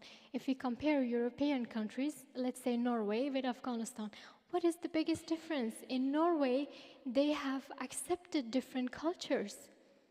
They are a multicultural country. They don't have problem with being a Muslim and performing Hajj or Ramadan.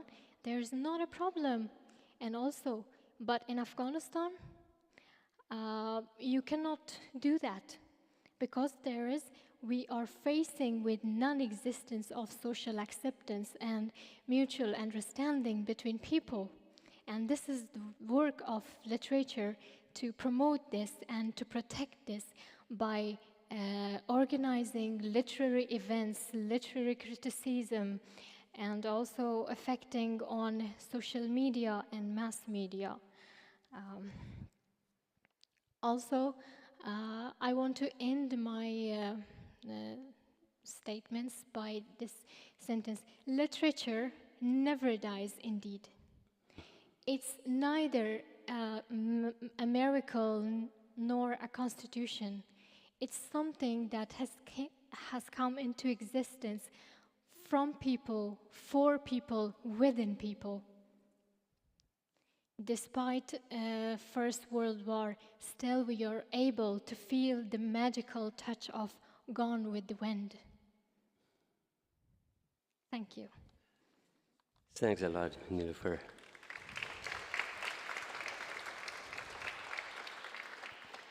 It's it's interesting to get more acquainted with the situation in your country, especially when at least in my case, living in a country so far away, the possibilities of having fresh information is not that easy. And I also would like to take from your statement this fact of that, peace is not only the absence of war. The lack of peace is also expressed in the situations of what we call post-conflict, but they are ongoing conflicts, and that's something that we have to reflect on that situation. Well, Andrea Lejic, the floor is yours. Thank you. I come from Pen, Bosnia-Herzegovina. I wasn't in Bosnia during the war, which lasted between 1992 to 1995, but I observed what was going on because my parents were there and friends were there. And now that I'm back in Bosnia since 2007, I've been able to closely watch what's happening afterwards. So one simple kind of historical note, that the war in Bosnia didn't end because anybody won, but simply because the international community put pressure on all the foreign actors in particular who were taking part in it to simply stop it. So the war was stopped, the country was divided up, and if the war is continuation of politics by other means, what we have now is the continuation of war by political means. It also means that the causes of the war, the ethnic divisions and nationalisms, were never really resolved. They continue, and they're still the dominant political discourse. It also means that still, and we have elections on Sunday. It's pretty much the same political parties that were there at the beginning of the 1990s.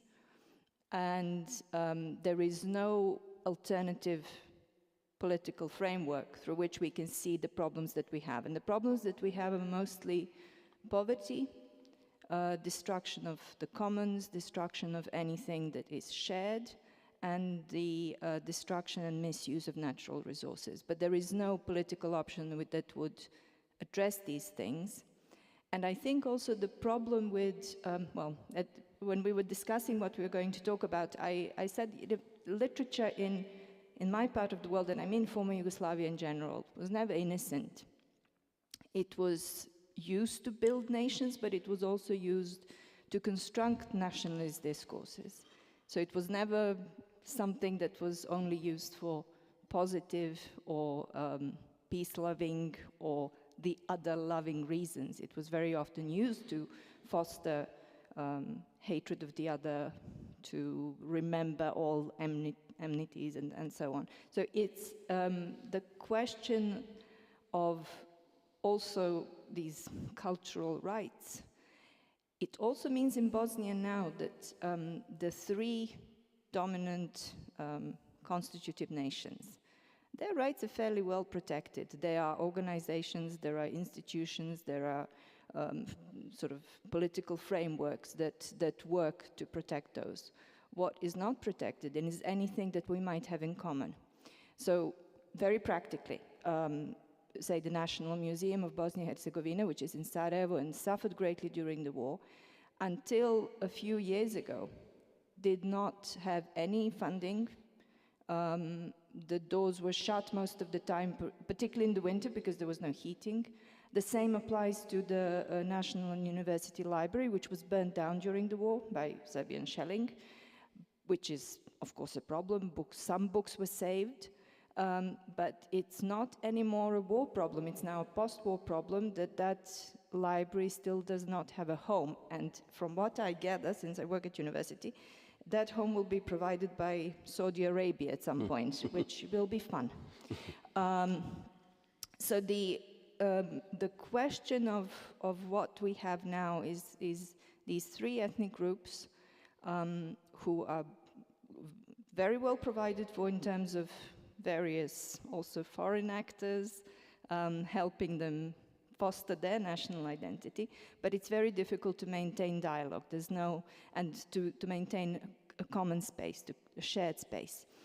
And I think that the way we see current kind of management of Bosnian pen, we see our role as simply that shared space. And I'm pretty sure that all of us are very willing to talk to anybody who will talk to us, and we are willing to talk to anybody who is willing also to accept an offer of a dialogue. And one of the things that I've also noticed generally in former Yugoslav space, there is this division really between people who are willing to talk to each other and people who are willing to talk only amongst themselves. And what often happens is that the dialogue between different groups is based on who is willing to criticize their own side. And then they're very easily accepted by others.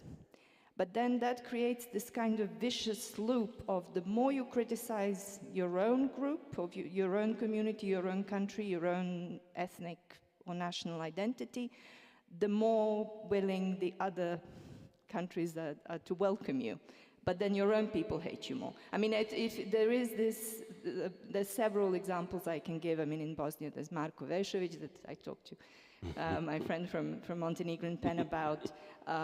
In Serbia, there's Petar Luković, who is a journalist, who is completely persona non grata in Belgrade, but is welcomed with open arms in both Bosnia and Croatia because he's very critical of Serbian nationalism.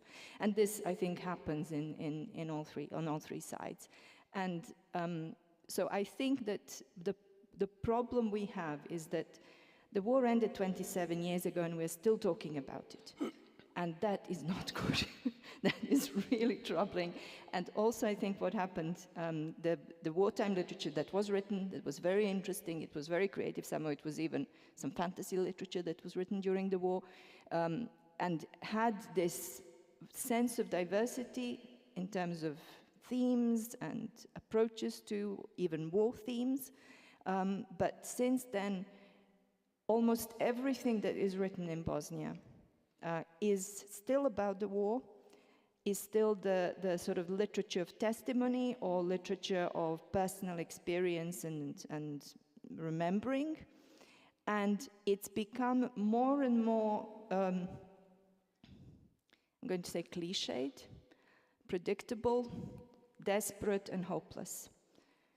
And that is another huge problem. I'm starting to become a great promoter of science fiction in Bosnia because I feel we really need to get out of this attachment to hopelessness that is surrounding us in real life.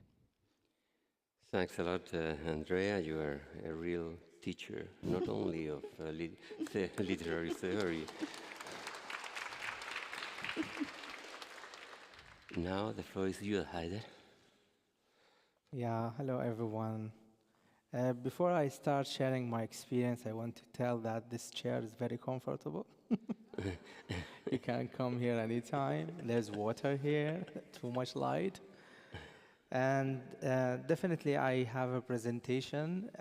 Hopefully it will be ready soon. But during my fellow speakers talking, I'm thinking about how many wars I lived in my 33 years. This is my age. So it's 5 wars, starting from Iraqi-Iranian in 80s, and then the Gulf War in 90s, and 2003, the US occupation on Iraq, and then 2004 and 6, and the Civil War, and in 2014 with ISIS.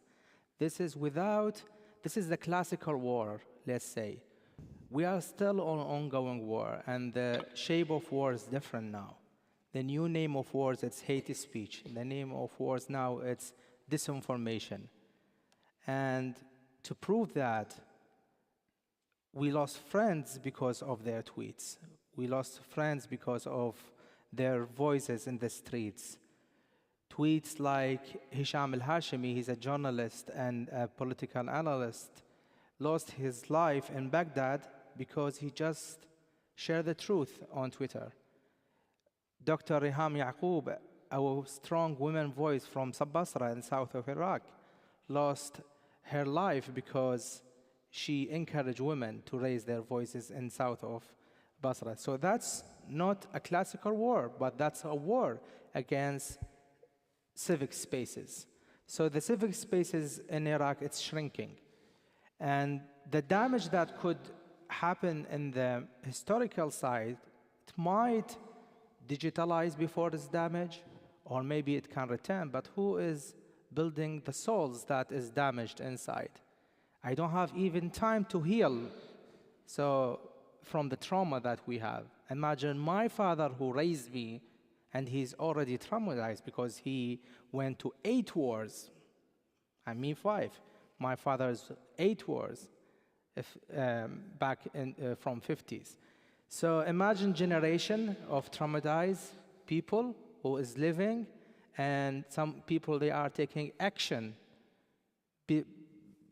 based on uneducated, no knowledge, no strong education, wrong information, especially after 2003. The internet helped to spread the disinformation, allowed many things, and the control of militias and religious groups on several sites. So, first side, it's important not because of the title, because the social media down there, you can follow. I'm trying to take this opportunity to promote for the social media handles for the center. So decades of neglect and sanction and conflicts, including factors such as US occupation and ISIS have taken a heavy toll on Iraqi culture heritage. Mesopotamia, Iraq, it's a unique place, as you know. It has been an inspiration for humans for a long time. The concept of time, math, the wheels, sailboats, maps, and writing were innovated. Iraq's cultural heritage, which includes historical sites and artifacts, as well as intangible tradition, has been degraded by conflict since 2003. However, you know that, and Iraq becomes maybe a boring story on media because of the conflicts and the war. So when my colleague, Mr. Uthman, mentioned the quotation about no one can hear your server, it's really represent me. Because, as I said, we are a boring title now in the news. That's okay. Where is the new? If you go to Iraq, to the Google, and you put Iraq, you will not see that heritage. You will see only wars. And also, who took this responsibility, not us only, but also the technology who involved by designing a bias algorithm who controlling that hate speech against our culture. That's why we see if someone posted a dog face, it will get a lot of engagement, but if you host a famous writer, you will see less engagement on social media. However, cultural resources have been divided between religious and political elite in Iraq, aiming to enlarge their presence and rules. So the manipulation here of Iraqi cultural heritage is designed not only to legitimize political and religious groups, but ultimately to reshape Iraq itself in line with the priority of post-2003 religious and ethno-nationalist interest. And that's very clear now if we see that the biggest religious groups taking control here, and you will see the minorities where is the heavy damage there. The long closure of Iraqi Museum and the Sulaimaniya Museum, and I mentioned these two because this is the two biggest museums in Iraq, the largest one. And the limited public engagement activities are a prime factor for the low visitors numbers and limited cultural heritage awareness in the population. So imagine you go to the museum, they will say, we are closed at 12 o'clock. They open only 3 hours. They don't open in weekends. So when the new generation, especially kids, they will have opportunity to go and discover.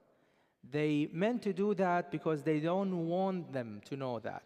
That's why when we saw a lot of bloggers who they interest to discover Iraq, when they feel there is a little bit of peace or space, they go and discover things about Iraq and Iraqis, delicious food, the generosity there, free everything. You can live there without paying any money, even hosting. So this is nothing new for us, but it's new for the people who's coming. They don't know anything about Iraq, coming from outside. The religious groups and the militia groups scared about this movement of bloggers coming from outside because they see this is open mind of people. They are trying to see Iraqis, they are not familiar with tourism and people coming from outside. So when they see different colors, hair, skin, eyes, different language, different culture, they engage because they want to know who's that person in front of them. Especially, we have the second worst passport. So we don't have even opportunity to travel and discover other countries, despite the financial, if we have money to travel. Obstacles to preventing the and protection and realization of the culture rights. So here I will talk a little bit about business involvement here and the developers on the historical sites. So major concern is the practice of non-transparent tendering, that a procedure for building and conservation and renovation projects in Iraq, which enables companies without certification and quality standards to work in this field. Together with a lack of supervision, this situation often causes serious damage to architecture heritage. My last slide here, I want to mention that generalized violence has damaged and traumatized the Iraqi society. Particularly, I want to mention heavy damage and impact on non-dominated or minority cultural, religious, and ethnic groups. And thank you for this opportunity. Shukran.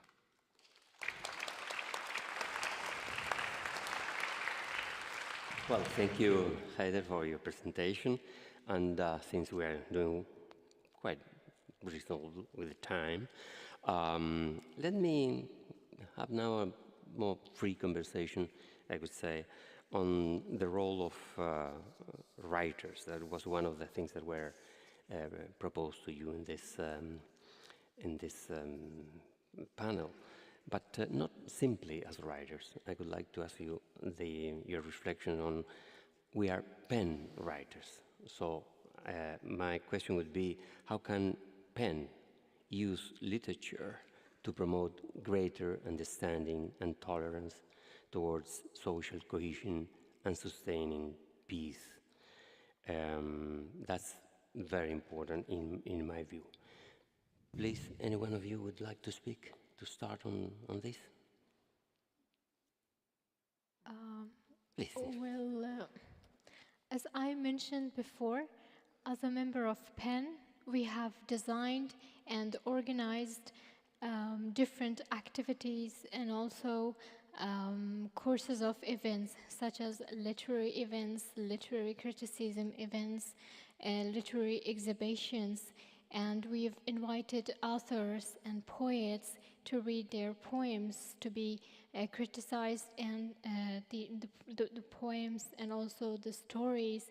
We invited people into the gatherings to come, not only the scholars or writers, we've invited common people in order to join the programs and see and look and have the view of acceptance.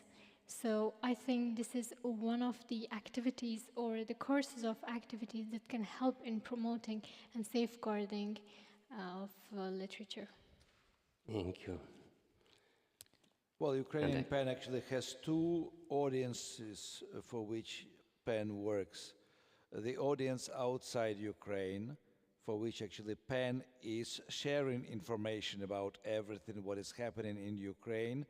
We run dialogues about war on Facebook, videos, and on YouTube. And in these dialogues with Ukrainian authors, members and non-members of PEN, we have wonderful international authors like Orhan Pamuk, Margaret Atwood, Philip Sands, and many others. And inside Ukraine, I mean, our duty is to try to support tolerance, and it is not easy in the time when the society is radicalized. And many intellectuals are looking for enemies inside their own society and not outside. So we deal with it as much as we can. I cannot say that we are 100% successful, but we will go to the very end. And I hope actually after the war it will be much easier to calm down the most excited and the most radicalized intellectuals and to bring them into harmony with the rest of the society and with the rest of intellectual groups. Yeah. But also Ukrainian PEN is organizing discussions and debates all around Ukraine, including Kharkiv. Recently, Ukrainian writers went 2 or 3 times to Kharkiv to have debates, meetings, and to Kharkiv region. And actually, I think during the last trip, they were almost under Russian shelling. They had to escape very quickly from the rich of Russian artillery. So this is also a battlefield. I mean, the literature is battlefield, but the work with the audience, the work with the society, and promotion of the literature and of new ideas, even in the wartime, is quite a challenge. Yeah. Thank you, Andrei. Andrea? Well, I think for us, maybe being asked about things that are not just the war from the rest of the world might be helpful, and helping with the creation of those shared spaces. I mean, one of the things that simply in terms of literature, just to give an example of what I mean by that hardening of particular type of traumatized discourse. During the war, Nenad Veličković, who is a Sarajevo writer and a good friend, wrote a little book called Sarajevo Gastronauts, and it's a little book of essays about the food that came into Sarajevo in humanitarian packets. It's a book that was written out of hunger, and it's absolutely hilarious. It's a very funny book, which imagines a world where food will be abundant and healthy and organically grown and these sorts of things. So it's a wartime book that was written out of hunger, and it's very hopeful, very pessimistic, very optimistic, and very funny. And then 20 years later, another writer and another friend whose poem I read yesterday, I barged into the reading and read it. And she has a poem in which she basically says, that she buys too much food, eats it all, eats every piece of stale bread, and with it feeds the little girl who heard her mother say to her father that there's only flour for 1 or 2 days left. So what was, this physical experience of hunger in wartime, where there was a sense that when the war ends, things will be better, was optimistic and funny and hopeful. 20 years later, with the cultural and political situation, which is hopeless, is turned into this ongoing bodily trauma of still being afraid of being hungry. And I think helping people to overcome that is something that would be quite helpful. Thanks, Andrea. Haider? Yeah, in short answer, I want to mention 2 points. First of all, focusing our centers on young generation to come and lead, the centers and teach them, especially having some special programs for kids.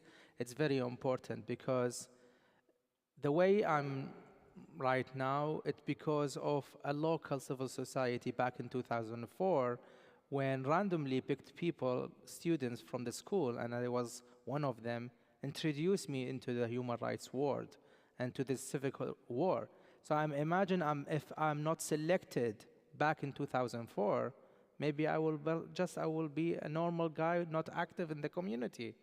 So that's why if we increase a lot of opportunities and targeting more kids, especially not in the cities, outside the cities, in rural areas where they don't have even connection to the internet to see what's happening in the world. So that's important. Second thing, it's digital media literacy.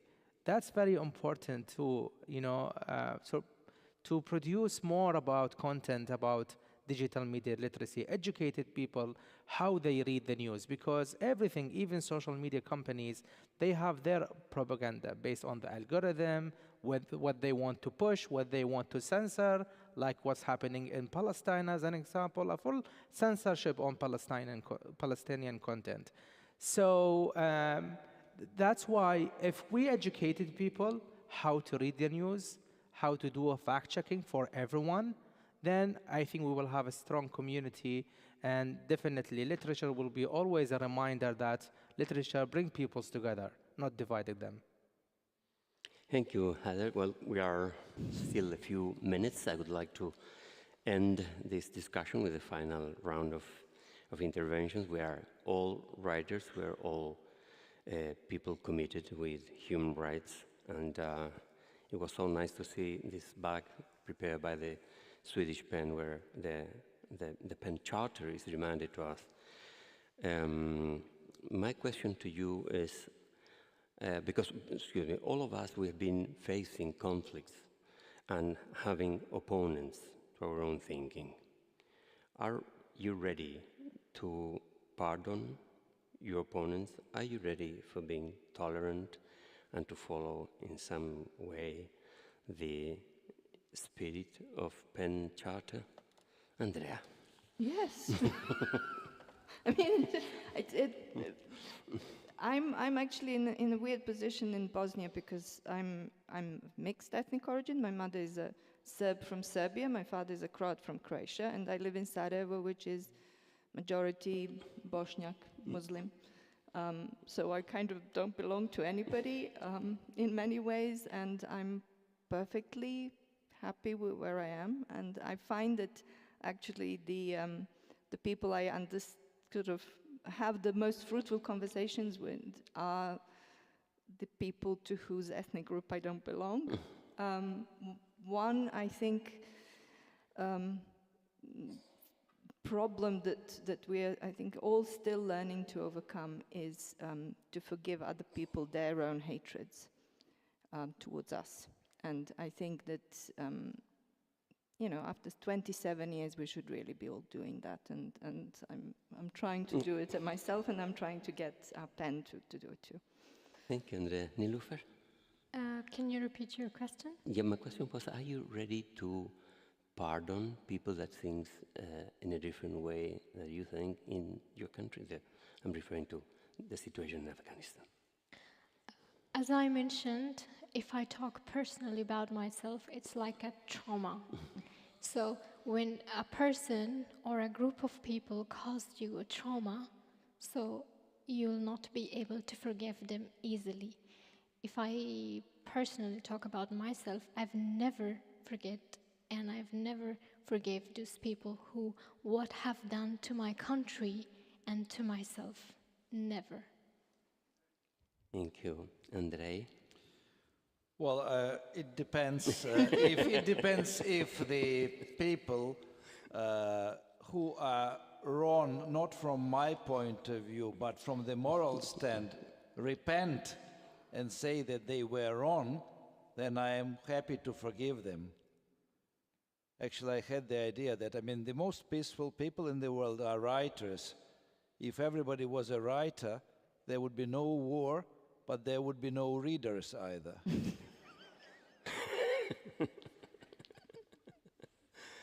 Heide? I mean, it's easy maybe to say yes, but when it comes to the reality, when it's happened, then it will be difficult, especially if it's something happened to you, as you mentioned. It's difficult, I mean, but it's always, I mean, it takes a lot of braveness, let's say, to take action and, you know, forgive people who cause that pain. And it's not, it's a long-term pain in you and your family. So I think there's always space to talk. But are they honest? That's the problem. Are they honest in this action so you can give them the space? That's the question that could be. I mean, that question always need to be asked the other people who cause pain because we are the victims here. Thanks a lot, Heide, for your reply. Well, I think that we are not only united by the fact that we are writers and we are pen writers, but we are also united for the fact of having faced a traumatic experience, the five of us. And I put this question because it's something that I've been debated for 50 years with myself. And for me, it's difficult to say that I pardoned them because of what they did, because I was able to survive in the middle of a situation that was horrendous. But I think that at the end, it's important to emphasize the fact that we belong to the human race. in a way. To the humanity is what unites us.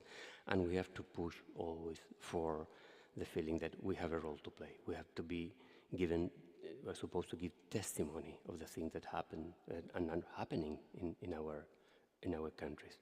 And that's very important. I think that I'm inspired in a way by Primo Levi, an Italian writer who was, well, he wrote a lot of beautiful books, beautiful in the sense of the creation, but he was describing horrendous situations that he faced during the Second World War.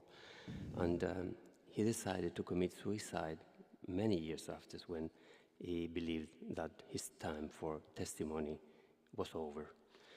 I hope that our times for testimony will be not over until the end of our lives.